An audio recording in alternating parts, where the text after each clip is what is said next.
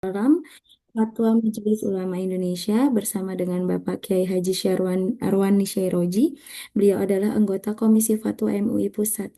Selamat siang Pak Kiai. Selamat siang, Bu Akvin. Apa Ya, kabar Pak Kiai? Alhamdulillah sehat. Gimana kabar Bu Akvin? Alhamdulillah Pak Kiai. Baik, Bapak dan Ibu. Oh ya Pak Kiai, kita sampai jam 12. Mungkin nanti Betul. diskusinya sesi seperti biasa ya Pak Kiai. Iya, boleh. Nanti saya presentasi dulu, kemudian ada sesi diskusi. Baik, terima kasih. Untuk peserta kali ini di pelatihan auditor halal angkatan 37 ada sekitar 23 peserta, Pak Kiai. 15 Baik. peserta terdiri dari calon auditor di PT Sukuvindo dan juga beberapa peserta lainnya ada dari LPH dan juga yayasan lain, kemudian juga ada dari PT Kitaro Global Industri serta BPJPH maupun eh, calon auditor yang belum bergabung ke dalam LPH. Baik, Bapak dan Ibu, saya mohon izin share screen materi Pak Kiai. Biar nanti dari saya saja, Bu Oh, Akvin. baik. Iya, boleh. Terima kasih Pak Kiai. Eh, Silakan atau untuk waktu atau dan boleh nggak layarnya. apa-apa dari Bu Akvin kalau ini. Oh, baik. Baik Pak Kiai, untuk waktu dan layarnya dipersilahkan. Bapak Ibu silahkan absen. Baik, terima kasih. Assalamualaikum warahmatullahi wabarakatuh. Oh, Bismillah walhamdulillah. Wassalatu wassalamu ala Rasulillah Sayyidina Muhammadin ibn Abdillah wa ala alihi wa ashabihi wa mawalah. Rabbi syrah li sadri wa yassir li amri wahlul 'uqdatam min lisani yafqahu qawli, amma ba'd.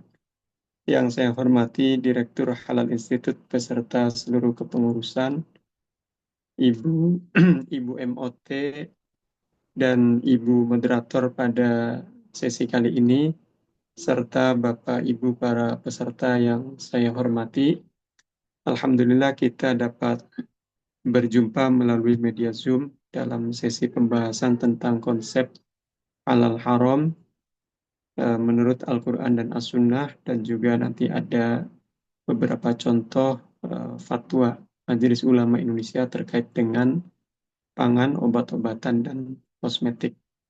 Bapak Ibu para peserta yang saya hormati, berbicara tentang hal haram, eh, tentu ini merupakan satu di antara hal yang harus kita perhatikan, dan kita di Indonesia ada satu undang-undang yang terkait dengan isu halal haram, yaitu Undang-Undang Nomor 33 Tahun 2014 yang direvisi dengan Undang-Undang Nomor 32 Tahun 2020.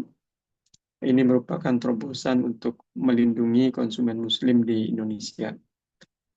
Dari undang-undang ini kemudian lahir ada satu badan yang fokus terhadap isu halal di Indonesia dan menjadi garda terdepan untuk menangani halal terkait halal, yaitu Badan Penyelenggara Jaminan Produk Halal, yang dalam menjalankan tugasnya bersinergi dengan Komisi Fatwa, diantaranya dengan Komisi Fatwa Majelis Ulama Indonesia, dan juga dengan Badan Pengawas Obat dan Makanan. Berbicara tentang halal haram, perlu kita kaitkan juga dengan maqasid syariah, tujuan syariat, yang para ulama memformulasikan ada 5 hal. Yang pertama, hifdzuddin, melindungi agama. Yang kedua, hifdzun nafas, melindungi nyawa. Yang ketiga, hifdzul akal, melindungi akal. Yang keempat, hifdzul mal, melindungi harta. Dan yang kelima, hifdzun nasab, melindungi keturunan. Jadi kaitannya dengan hifdzuddin, artinya orang yang memperhatikan aspek kehalalan dari apa yang ia konsumsi, aspek kesucian dari apa yang ia kenakan, itu berarti ia menjaga betul ajaran agamanya. Artinya bagian dari hifdzuddin. Kemudian hifdzun nafas, melindungi nyawa, karena kita ini ya semua paham bahwa tidak ada satu orang pun yang memiliki nyawa cadangan. Nyawa hanya satu dan harus kita jaga, jangan sampai sirna sia-sia. Dalam kaitannya dengan hifdzun nafas, melindungi nyawa, para ulama misalkan mengharamkan al-madorot, segala sesuatu yang membahayakan, yang mengancam nyawa, seperti racun misalkan. Ini haram dikonsumsi karena mengancam nyawa, bagian dari hifdzun nafas. Kemudian hifdzul akal, menjaga akal. Kita tahu bahwa manusia menjadi makhluk Allah yang paling sempurna. Di antara titik kesempurnaan itu adanya akal. Artinya dengan akal ini kita bisa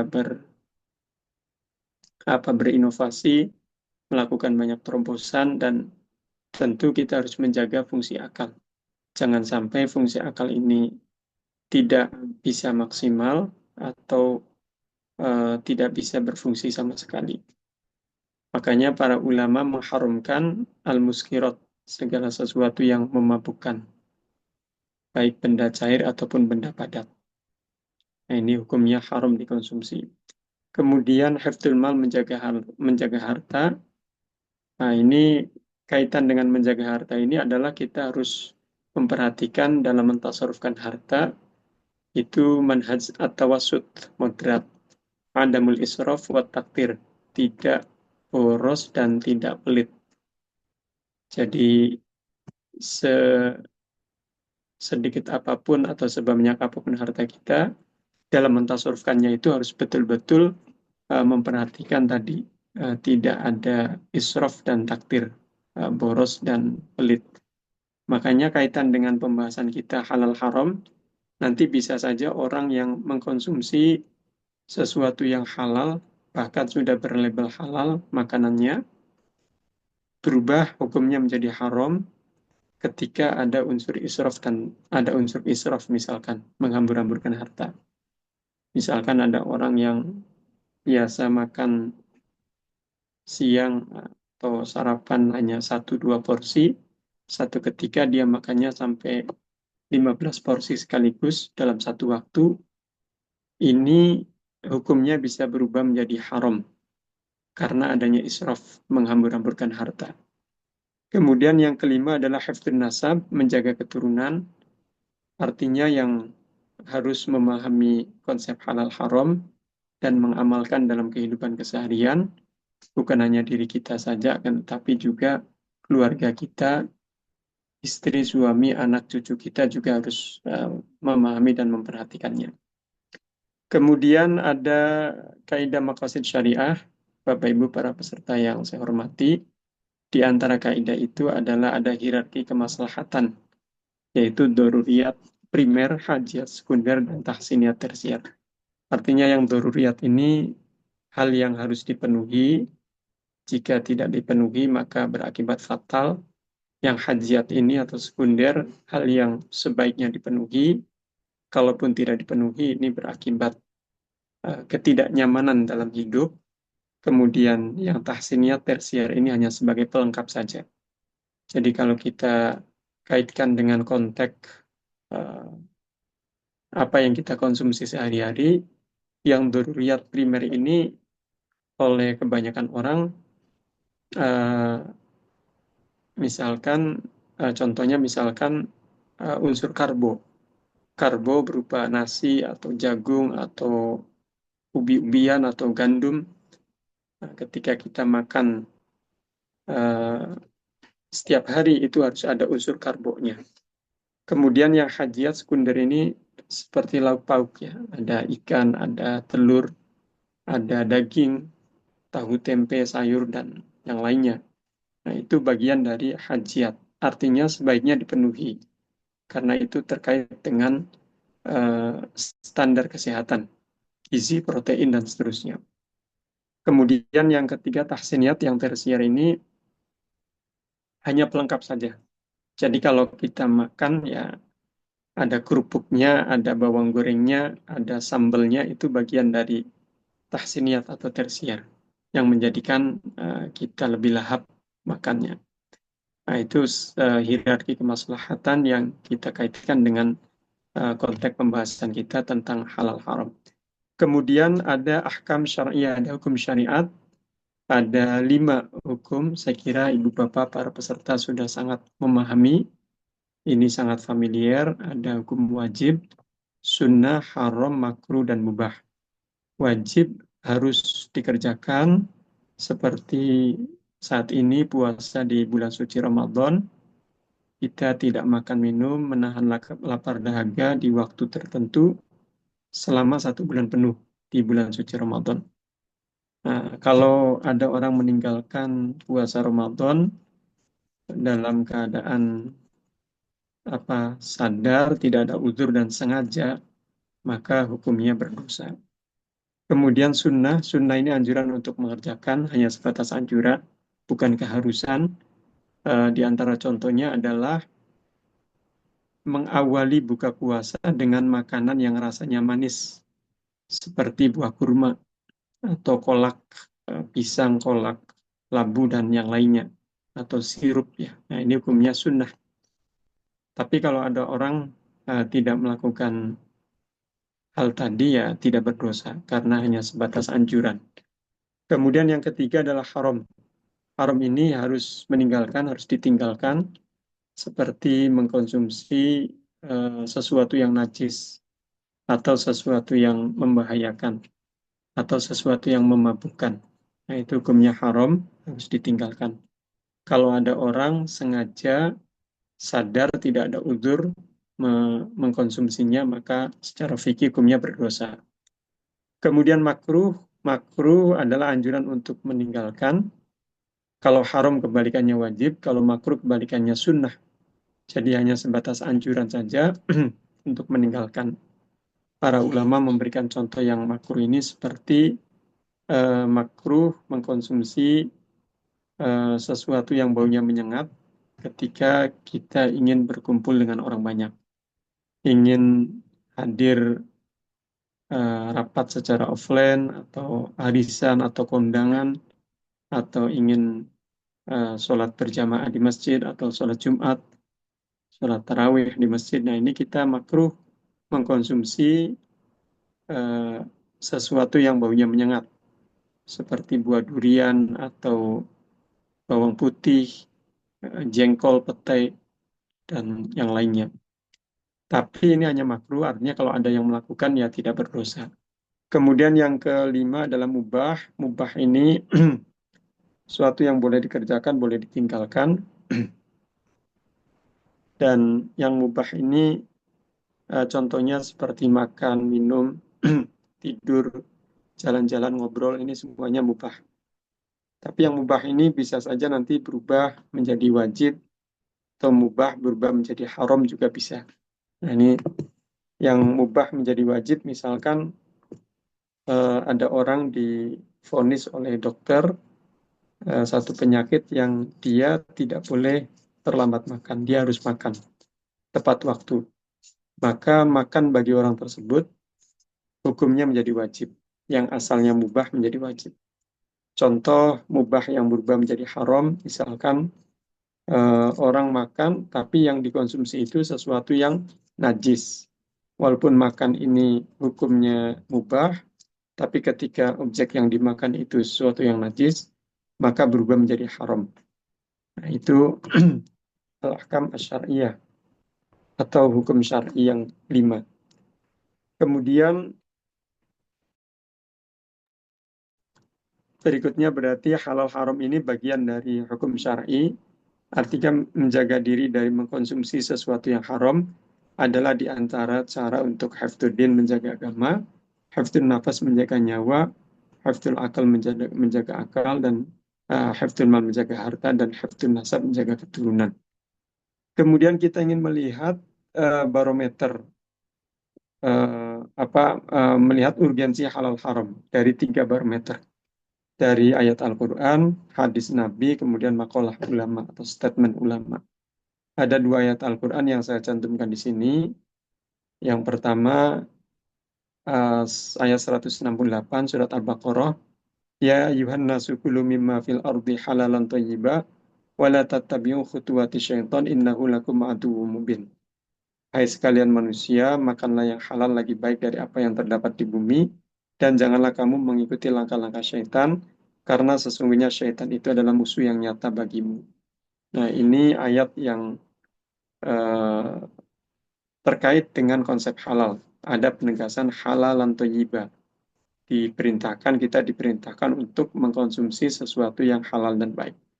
Kemudian ayat yang kedua, 173 surat Al-Baqarah, Innama harrama alaikumul maitata wad dama wa lahmal khinziri wa ma uhilla bihi li ghairillah faman ittara ghairu baghin wala adin fala itsma alaihi innallaha ghafurur rahim.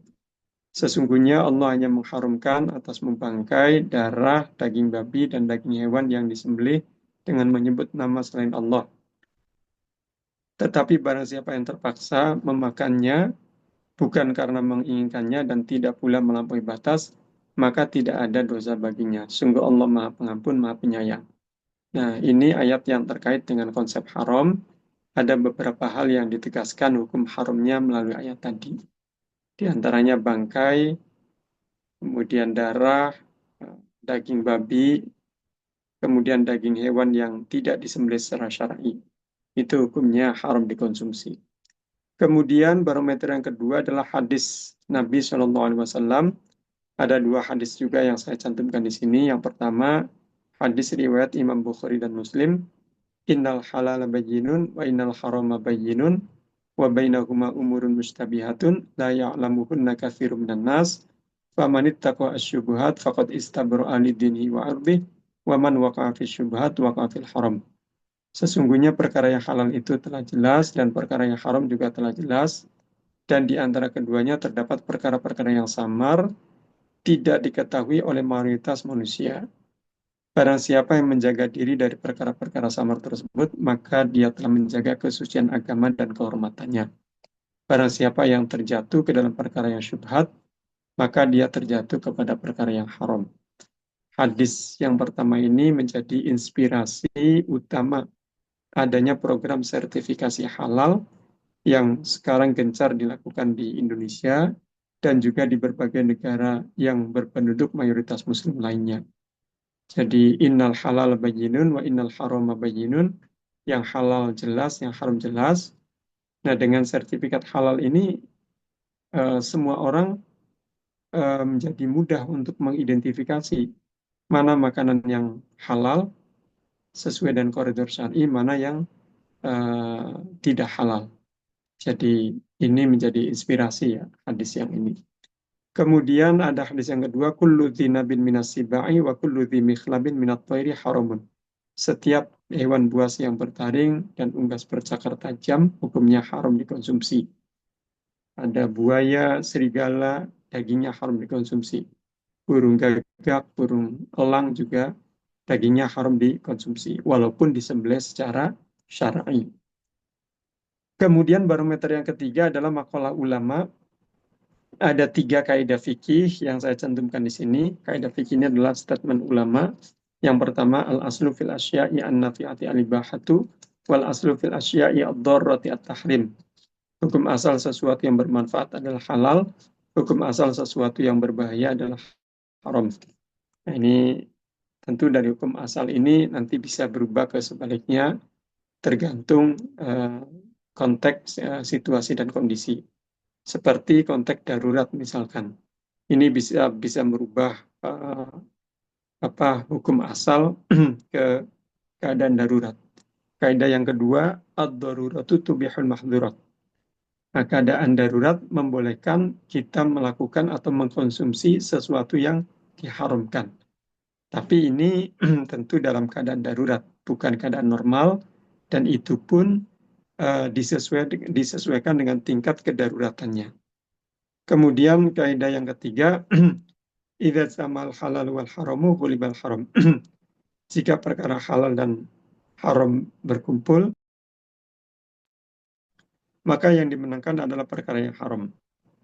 Idza sama ini contohnya misalkan ada orang punya potongan daging ayam hasil sembelihan secara syar'i, tujuannya ingin dimasak dan dikonsumsi karena ini halal ya. Pada saat yang sama ada orang itu punya potongan daging ayam yang bangkai mati, ini kan haram dikonsumsi.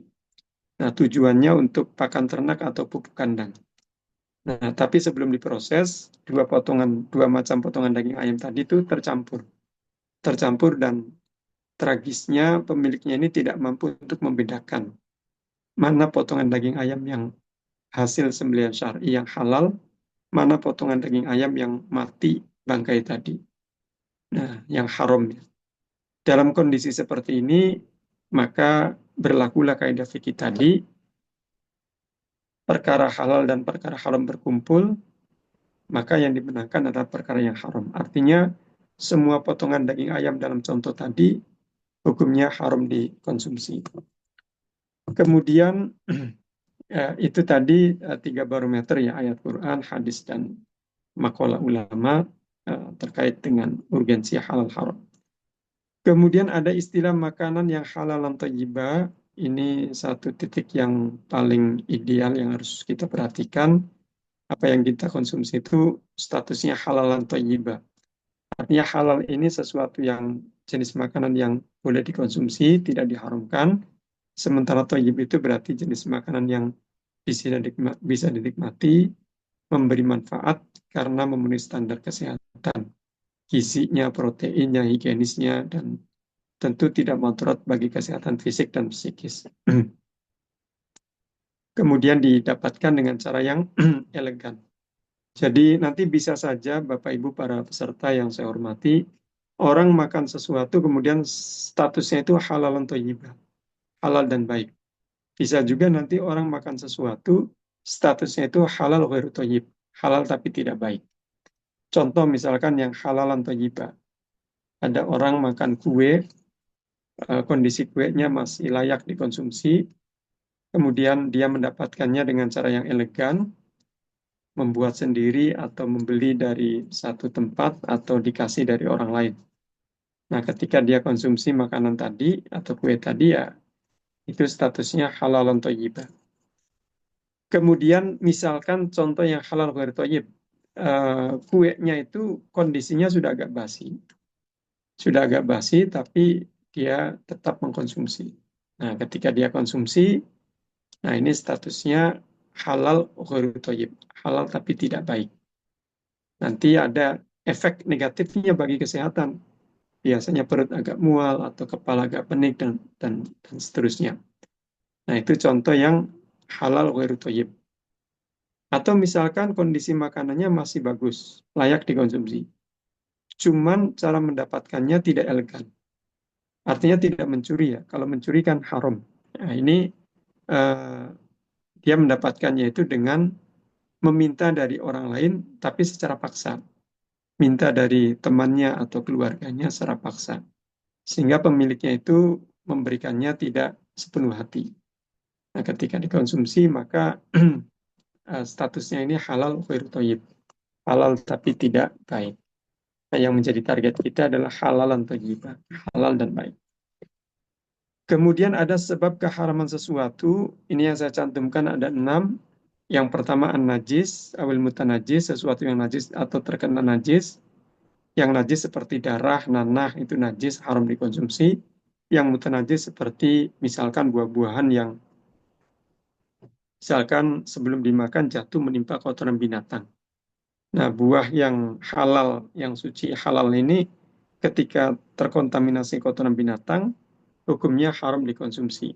Tapi kalau disiram dengan air, disucikan, kemudian suci kembali, maka kembali halal dikonsumsi. Kemudian yang kedua, al-qadar awal khabath, kotor dan jijik, seperti kecoa dan belatung. Ini haram dikonsumsi. Yang ketiga, ad-doror, membahayakan, seperti racun, haram dikonsumsi. Kemudian al-iskar, memabukkan, seperti khamr, minuman yang memabukkan, atau narkoba. Ini juga haram dikonsumsi. Kemudian al-muftarisah, binatang buas, dagingnya haram dikonsumsi, seperti serigala dan burung elang. Kemudian al-barmaiyah, binatang amfibi, juga dagingnya haram dikonsumsi, seperti katak dan sesilia. Nah, ini sebab keharaman sesuatu. Kemudian ada istilah suci dan najis. Ini waktu kita terbatas ya Bapak Ibu sampai jam 12. Nanti saya sekitar 20 menit untuk diskusi nanti. Sekitar 20 menit ya. Nah, ini najis, suci najis. Suci adalah keadaan tidak terkena najis dan atau tidak sedang berhadas, baik hadas kecil maupun hadas besar. Sementara najis itu adalah sesuatu yang kotor yang mencegah keabsahan ibadah dan keabsahan kehalalan sesuatu. Jadi najis ini ada 3 macam, ada najis mukhaffafah ringan, mutawasito sedang, dan mughalladhah berat. Yang ringan, contohnya seperti air kencing bayi laki-laki belum genap usia 2 tahun, hanya mengkonsumsi air susu ibunya saja. Nah, ini mukhaffafah ringan, cara mensucikannya cukup dengan menciprati air, tidak perlu menyiramkan air. Tapi tentu setelah air kencingnya itu dikeringkan terlebih dahulu. Misalkan dilap pakai kain atau pakai tisu. Nah, ini kemudian diciprati dengan air, maka cukup dan itu menjadi suci. Kalau ada satu objek yang terkena najis mukhaffafa atau ringan. Kemudian yang kedua najis mutawasito sedang. Ini najis yang banyak ditemukan di sekitar kita. Contohnya kotoran binatang atau tinja orang atau darah dan seterusnya. Itu najis mutawasito sedang. Jika ada satu objek terkena najis mutawasito atau sedang ini, maka cara mensucikannya dengan menyiramkan air sampai bersih. Dengan menyiramkan air sampai bersih. Kemudian yang ketiga, najis mughalladhah, najis berat. Najis berat ini najis dari unsur anjing dan babi, bisa air liurnya, kotorannya, darahnya, dagingnya, bahkan bersentuhan dengan anjing dan babi dalam keadaan basah, kitanya yang basah atau anjingnya yang basah atau dua-duanya basah, itu bisa mengkontaminasi najis mughalladhah, najis berat. Jika ada satu objek terkena najis mughalladhah, maka cara mensucikannya dengan 7 kali siraman, salah satunya dicampur dengan debu. Nah, baik siraman pertama, siraman kelima, siraman ketujuh, atau siraman keberapapun. Kemudian ada istilah najis ma'fun anhu, Bapak Ibu para peserta yang saya hormati. Najis ma'fun anhu itu najis yang dimaafkan. Jadi istilahnya najis, si najis, tapi nggak perlu disucikan lagi karena dimaafkan. Nah, ini contohnya seperti bangkai binatang yang ketika hidup kemudian dilukai tidak mengeluarkan darah yang mengalir. Maka bangkai binatang tadi hukumnya najis, dan jika ada satu objek terkena bangkai binatang tadi ya najis tapi dimaafkan, tidak perlu disucikan. Nah, ini seperti bangkai capung, bangkai cicak, bangkai kecoa. Ini termasuk najis yang dimaafkan. Artinya kalau ada baju kita atau lantai rumah kita atau peralatan dapur kita terkena bangkai-bangkai tadi yang capung atau cicak atau kecoa, nah, itu tidak perlu kita sucikan lagi. Itu sudah dimaafkan. Nah, kemudian ada lagi contoh lain, misalkan ada orang jualan makanan, kemudian tempatnya itu berdekatan dengan titik yang najis, banyak lalat berterbangan hinggap ke sana kemari dari tempat najis, tong sampah atau selokan, kemudian terbang hinggap di kue-kuean makanan tadi. Nah, ini secara kasat mata ya, kelihatan dan itu hukumnya najis, tapi maafun anhu. Najis tapi dimaafkan. Artinya makanan kue-kuean tadi masih halal untuk dikonsumsi. Nah, itu contoh najis yang maafun anhu. Kemudian relasi antara suci najis dengan halal haram. Pertama, sesuatu yang halal dikonsumsi bisa menjadi haram jika terkontaminasi najis atau mutanajis. Jika terkontaminasi najis. Nah, seperti tadi buah apel atau buah-buahan yang sebelum dimakan jatuh menimpa kotoran binatang, dalam keadaan terkena kotoran binatang belum disucikan, itu haram dikonsumsi. Tapi kalau sudah dicucikan lagi, ya kembali halal dikonsumsi. Kemudian relasi yang kedua, sesuatu yang suci tidak otomatis halal dikonsumsi. Ada kalanya suci, tapi haram dikonsumsi. Seperti narkoba atau daun ganja misalkan. Suci, tapi haram dikonsumsi karena memabukkan. Kemudian halal haram identik dengan konsumsi, suci najis identik dengan digunakan atau penggunaan. Tapi sertifikat halal itu mencakup sesuatu yang dikonsumsi dan juga sesuatu yang digunakan. Kosmetik misalkan, ini digunakan. Tapi banyak yang harus di label halal. Kenapa? Karena nanti kalau kosmetiknya itu terbuat dari sesuatu yang najis, nanti akan menjadikan orang yang menggunakannya itu tidak sah melaksanakan ibadahnya. Sholatnya tidak sah. Karena apa? Karena di badannya atau di pakaiannya ada sesuatu yang najis yang berasal dari kosmetik tadi. Nah, makanya harus ada sertifikat halal. Kemudian fatwa hukum fikih adalah ketetapan hukum fikih yang dikeluarkan oleh ulama baik secara individu maupun secara kolektif. Kolektif ini maksudnya lembaga ya, seperti Komisi Fatwa Majelis Ulama Indonesia. Kemudian fatwa fikih ini terkait banyak hal dalam kehidupan kita, baik kaitan dengan hukum keluarga, hukum warisan, atau yang lainnya, termasuk juga fatwa produk halal. Fatwa produk halal ini adalah fatwa halal yang dijadikan pijakan BPJPH, Badan Penyelenggara Jaminan Produk Halal, untuk mengeluarkan sertifikat halal. Nah, fatwa halal ini hanya boleh dikeluarkan atau yang mempunyai wewenang untuk mengeluarkan fatwa halal hanya dua. Yang pertama Komisi Fatwa Majelis Ulama Indonesia, yang kedua Komite Fatwa BPJPH. Selain dua lembaga tadi tidak berwenang untuk mengeluarkan fatwa halal. Kemudian contoh fatwa halal Bapak Ibu. Ini saya akan memberikan beberapa contoh, di antaranya fatwa tentang penyembelihan hewan. Ini fatwa nomor 12 tahun 2009. Ringkasannya bahwa penyembelihan hewan dilaksanakan dengan niat menyembelih dan menyebut asma Allah. Kemudian penyembelihan hewan dilakukan dengan mengalirkan darah melalui pemotongan saluran makanan almari, saluran pernapasan al-hulqum, dan dua pembuluh darah al-wadajain. Kemudian penyembelihan dilakukan dengan satu kali sayatan secara cepat, kemudian memastikan adanya aliran darah dan atau gerakan hewan sebagai tanda hidup atau hayatun mustaqirroh. Kemudian memastikan matinya hewan tadi disebabkan oleh penyembelihan. Jadi setelah disayat, ada klepek-klepek ya, gerakan hewan atau aliran darah yang mengalir deras, itu biarkan sampai terdiam. Nah, terdiam ini menunjukkan matinya binatang tadi karena sembelihan. Kemudian standar alat penyembelihnya, apapun yang tajam boleh, besi, kaca, kayu, asalkan tajam betul, itu boleh untuk alat menyembelih. Kecuali yang nggak boleh itu kuku, gigi, taring, atau tulang. Itu nggak boleh. Kemudian standar penyembelihnya eh, harus beragama Islam dan sudah akil baligh. Yang kedua, memahami tata cara penyembelihan secara syar'i. Kemudian yang kedua, contoh yang kedua adalah fatwa tentang alkohol. Ini banyak sekali orang yang rancu dalam memahami apa itu al-khamru, apa itu alkohol.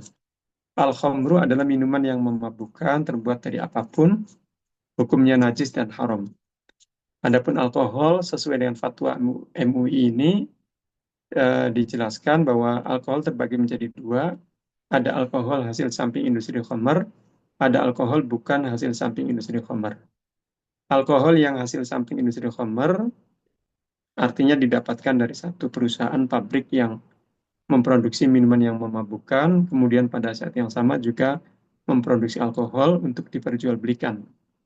Ini hukumnya najis dan haram dikonsumsi. Kemudian kategori yang kedua adalah alkohol bukan hasil samping industri khamar, alkohol yang didapat dari fermentasi secara alami dari buah-buahan yang masak misalkan, atau dari satu perusahaan pabrik yang hanya memproduksi alkohol, tidak memproduksi minuman yang memabukkan. Nah, alkohol jenis ini eh, bukan hasil samping industri khamar ini hukumnya suci. Tapi kalau untuk dikonsumsi ada batasannya, yaitu 0,5% pada makanan dan maksimal eh, kurang dari 0,5% dalam minuman. Kemudian contoh terakhir yang perlu saya sampaikan di sini adalah kopi luwak.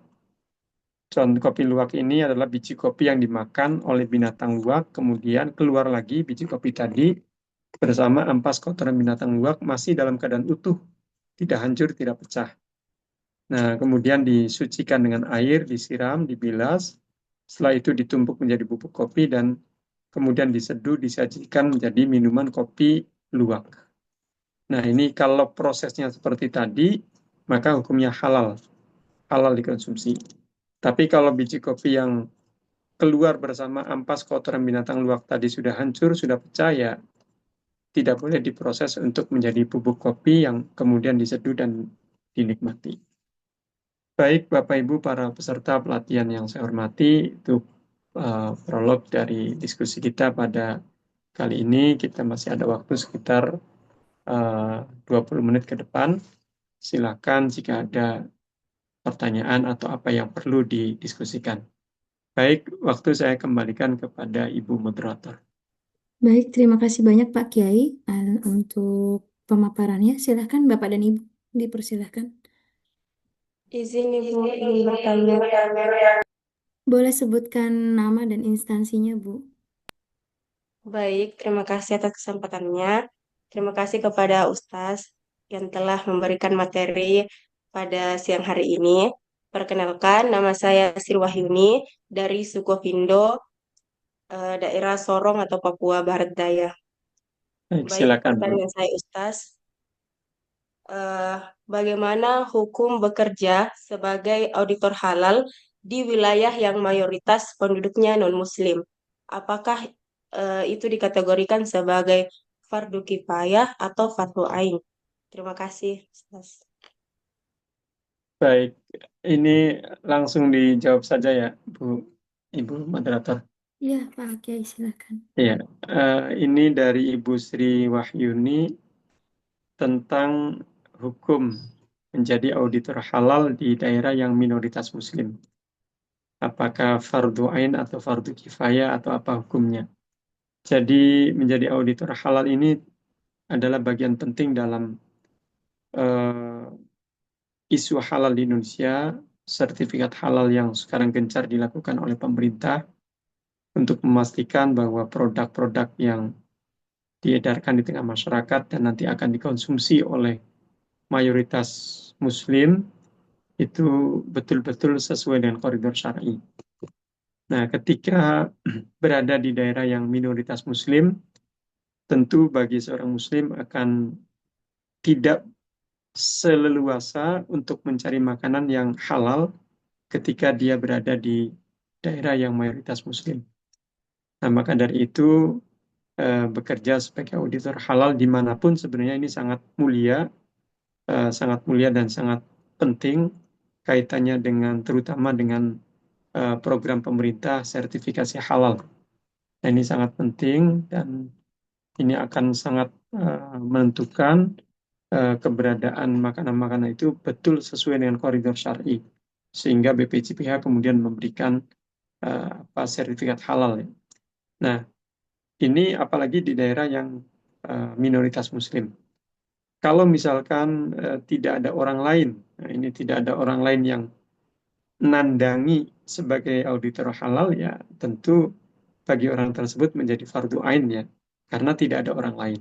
Tapi kalau misalkan ada banyak orang yang juga menjadi auditor halal di daerah minoritas Muslim tersebut, ya ini menjadi bagian yang mungkin fardu kifayah atau sesuatu yang dianjurkan lah, yang dianjurkan untuk ikut cawis-cawis memantau makanan-makanan yang halal sebagai auditor halal. Iya, itu jawabannya Bu Sri Wahyuni. Bagaimana Baik, terima kasih, Bu Sri Ustaz. tanggapannya? Baik, terima kasih Ya, Bu Sri. sama-sama. Selanjutnya Pak Subi Fadila, silakan. Makasih Mbak. Assalamualaikum warahmatullahi wabarakatuh. Izin Pak Waalaikumsalam. Kiai, Iya, silakan. eh, ingin bertanya hukum daging ayam yang disembelih secara halal. Namun ketika dipanggang masih ada terlihat darah di antara tulang sama dagingnya itu hukumnya seperti apa? Makasih Pak Yai. Baik, Pak Subhi Fadilah ya tadi. Jadi eh, darah itu termasuk najis. Tentu kalau najis itu haram dikonsumsi. Nah, sekarang bagaimana dalam konteks contoh tadi, pertanyaan tadi ya, pertanyaan Pak Subhi. Jadi ada orang motong ayam kemudian dipanggang atau dimasak. Ternyata ketika dimasak atau sudah siap disajikan ada sisa Hmm. darah di situ. Misalkan Hmm. di antara daging dan tulang. Pertama yang harus diperhatikan ketika orang mengolah daging atau apapun yang di situ ada najis, maka yang harus dilakukan adalah mensucikannya terlebih dahulu secara maksimal. Menyiramkan air, dibersihkan secara maksimal. Tadi daging ayamnya dibersihkan dulu secara maksimal dengan air. Kalau itu sudah dilakukan, maka itu sudah dianggap cukup. Nah, misalkan proses berikutnya dimasak, kemudian setelah dimasak dan disajikan, ternyata ada sisa darah, seperti tadi yang Pak Subhi tanyakan. Nah, ini hukumnya ma'fun anhu. Hukumnya dimaafkan. Artinya tetap halal dikonsumsi, walaupun itu ada sisa darah di daging ayam tadi. Asalkan tadi di awalnya itu sudah ada proses pensucian. Tapi kalau tidak ada proses pensucian, ya ini haram dikonsumsi. Orang yang beli ayam, habis itu nggak dibilas dengan air, nggak dibersihkan dengan air, langsung dipanggang, langsung dimasak. Nah ini beda lagi hukumnya. Kalau ini dia memang dari awalnya tidak ada proses pensucian. Kalau tadi misalkan ada proses pensucian terlebih dahulu, kemudian ternyata ketika sudah masak, masih ada sisa di situ, sisa darah atau sisa najis, yaitu hukumnya ma'fun anhu, dimaafkan, dan makanannya atau dagingnya tetap halal dikonsumsi. Ya, itu jawabannya Pak Subhi. Bagaimana Pak Syukuran Pak Yai. Ya, sama-sama. Baik, mohon izin Pak Kiai, selanjutnya Ibu Syifa Kamila, silakan Bu. Baik, selamat siang. Terima kasih atas kesempatannya. Sebelumnya, izin Pak Kiai, sebelumnya perkenalkan saya Ibu Syifa dari PT Sukovindo. Izin Baik. bertanya mungkin terkait apa saja kriteria yang digunakan oleh MUI dalam menilai kehalalan suatu bahan baru, khususnya bahan-bahan seperti hasil dari sintesis kimia atau fermentasi, produk-produk fermentasi begitu. Oke, terima kasih. Baik, tadi Ibu Syifa, ya, Ibu Syifa Kamila, terkait apa yang harus diperhatikan dari produk-produk fermentasi dan apa sintetis kimia atau apa tadi ya.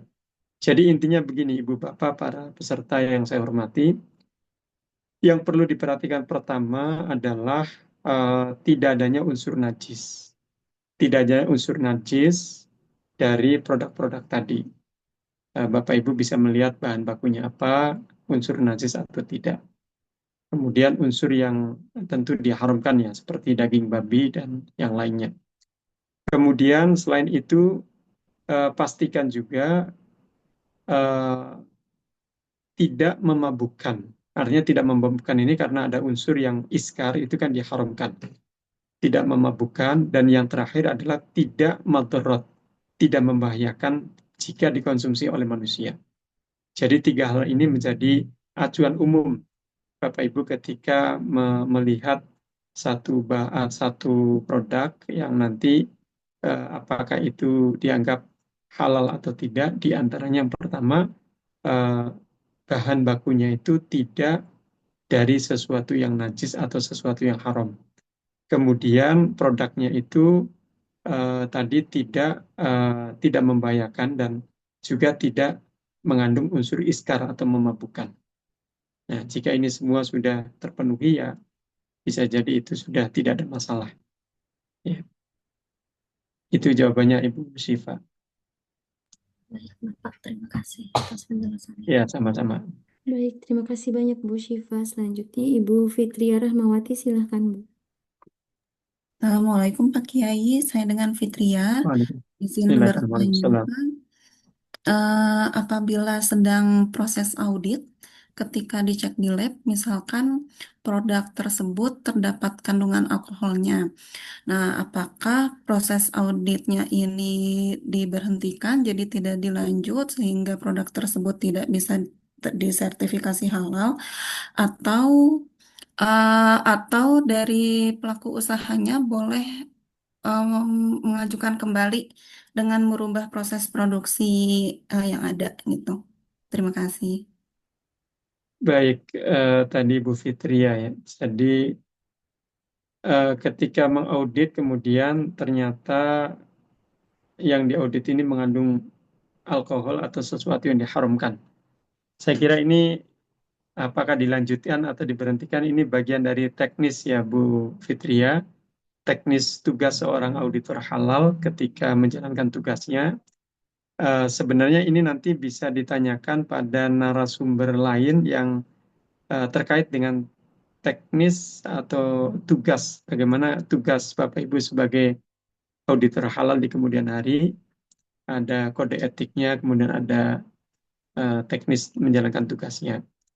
Nah, sebenarnya kalau saya lebih kepada pembahasan fikihnya Bu Fitria.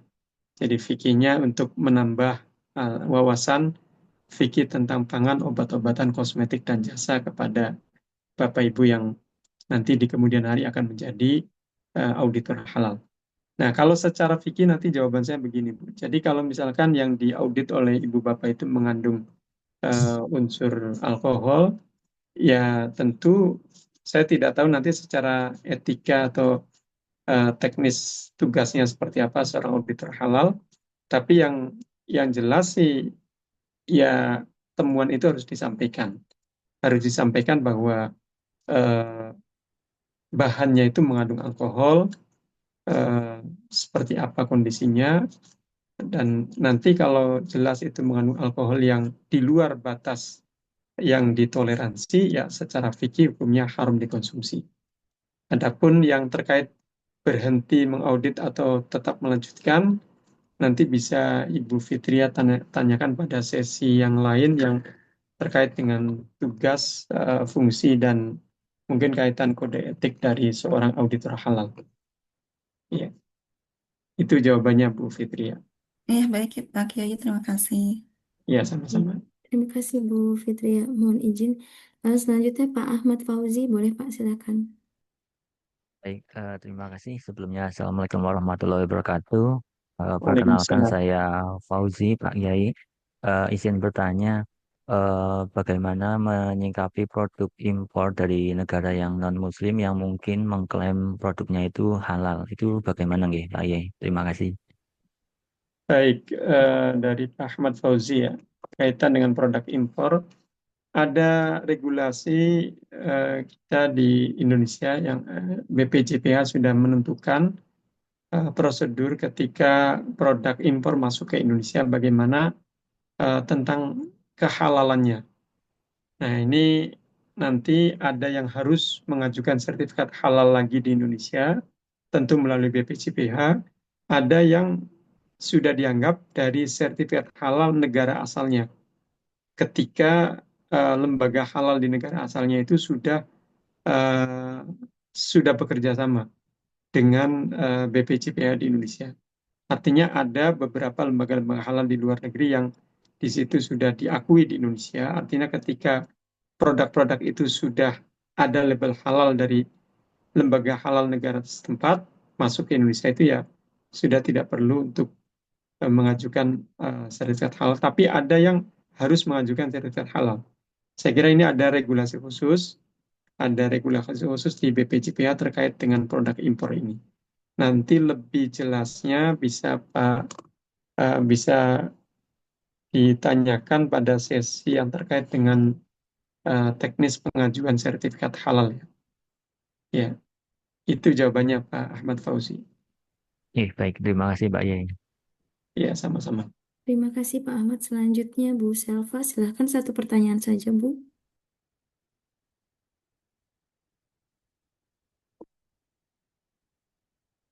Halo Bu Selva. Iya, silakan. Maaf, saya izin bertanya Bang Kiai. Nah, pada materi najis al-najas dijelaskan bahwa tidak semua yang haram itu najis dan tidak semua najis berkaitan langsung dengan zat makanan. Nah, dalam praktik audit halal, khususnya ketika ditemukan indikasi kontaminasi atau penggunaan bahan yang bermasalah, bagaimana auditor membedakan aplikasi antara unsur najis dan unsur haram tersebut terhadap keputusan kehalalan produk? Apakah perbedaan ini juga mempengaruhi, Pak, jenis tindakan korektif yang harus direkomendasikan, misalnya antara kebutuhan pencucian fisik, tatir syar'an dengan perbaikan sistem atau prosedurnya. Sekian pertanyaan dari saya, Pak.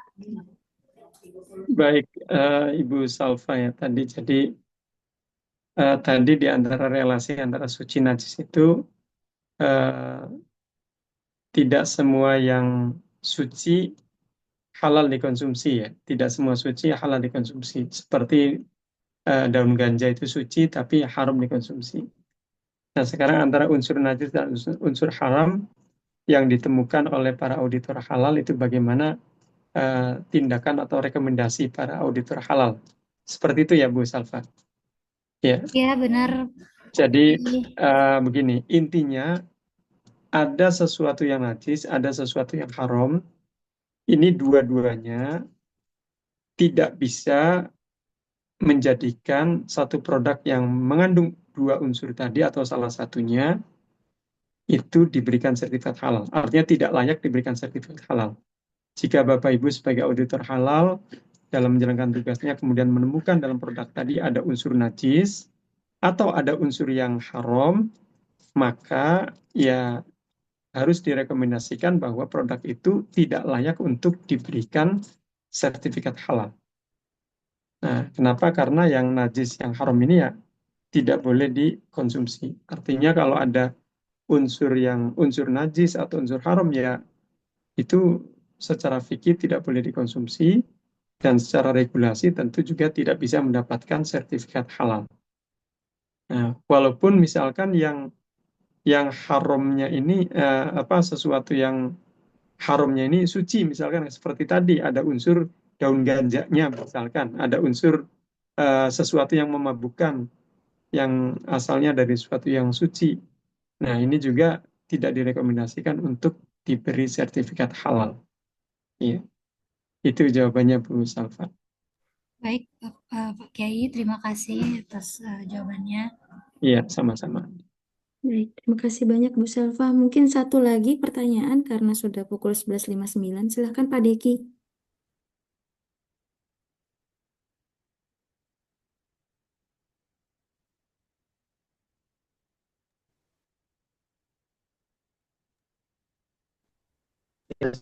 Baik, Ya Pak Deki, Ya, silakan. ya, yang ingin saya Pak Yai terkait produk-produk makanan yang di tradisional Pak Yai, iya. semisal atau brand atau sejenisnya Pak Yai, yang hasil dari fermentasi untuk audit halalnya itu seperti apa Pak Yai? Sedangkan tadi kan untuk makan 5% kandungan alkohol dan untuk minum di bawah 0,5%. Untuk kasus sendiri bagaimana Pak Yai untuk menyikapinya?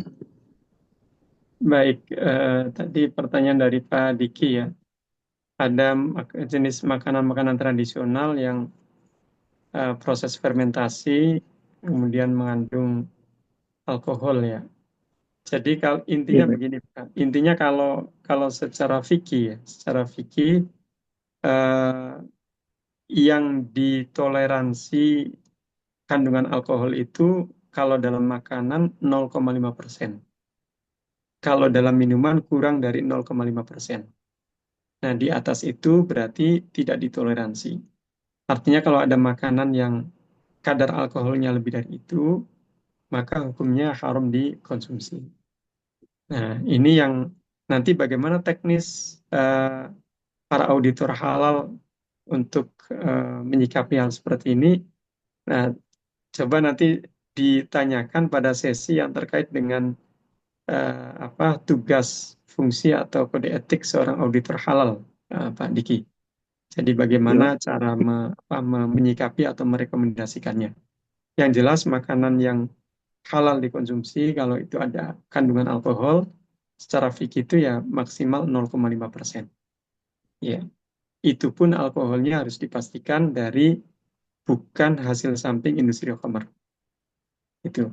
Memang kalau dari fermentasi alamiah ya itu jelas bukan dari hasil samping industri khamr. Tinggal nanti kadarnya itu berapa. Iya, itu jawabannya, Pak. Pak Yai. Terima kasih Pak Yai. Iya, sama-sama. Baik, terima kasih banyak Bapak dan Ibu peserta pelatihan. Mohon izin kalau untuk pertanyaan Bu Nursyiha ini nanti ditanyakannya oleh BPJPH ya Bu. Terima kasih banyak Pak Kiai Arwani atas penjelasan dan juga materi yang telah dipaparkan. Untuk akhir dari sesi ini diperkenankan kepada Pak Kiai untuk memberikan closing statement Pak. Baik, terima kasih Bu Alvin. Bapak Ibu para peserta yang saya hormati, Alhamdulillah kita sudah selesai diskusi tentang konsep halal haram dan juga contoh beberapa fatwa Majelis Ulama Indonesia. Mudah-mudahan di kemudian hari Bapak Ibu menjadi auditor halal yang tentunya tugas dan fungsinya sangat penting terkait dengan program sertifikasi halal yang sekarang gencar dilakukan oleh pemerintah. Dan untuk alangkah baiknya Bapak Ibu juga menambah wawasan tentang fikih yang terkait dengan pangan, obat-obatan, kosmetik, dan jasa. Bisa Bapak Ibu baca-baca kumpulan hasil fatwa MUI melalui website MUI di internet atau bisa di-download secara gratis. Ini akan sangat bermanfaat. Dan itu saja sebagai closing statement. Saya mohon maaf jika ada kekurangan dan kekhilafan selama presentasi dan diskusi. Saya juga terima kasih kepada Ibu Afin dan Ibu Elia sebagai moderator dan sebagai MOT pada sesi kali ini. Akhirul kalam, wassalamualaikum warahmatullahi wabarakatuh. Waalaikumsalam warahmatullahi wabarakatuh.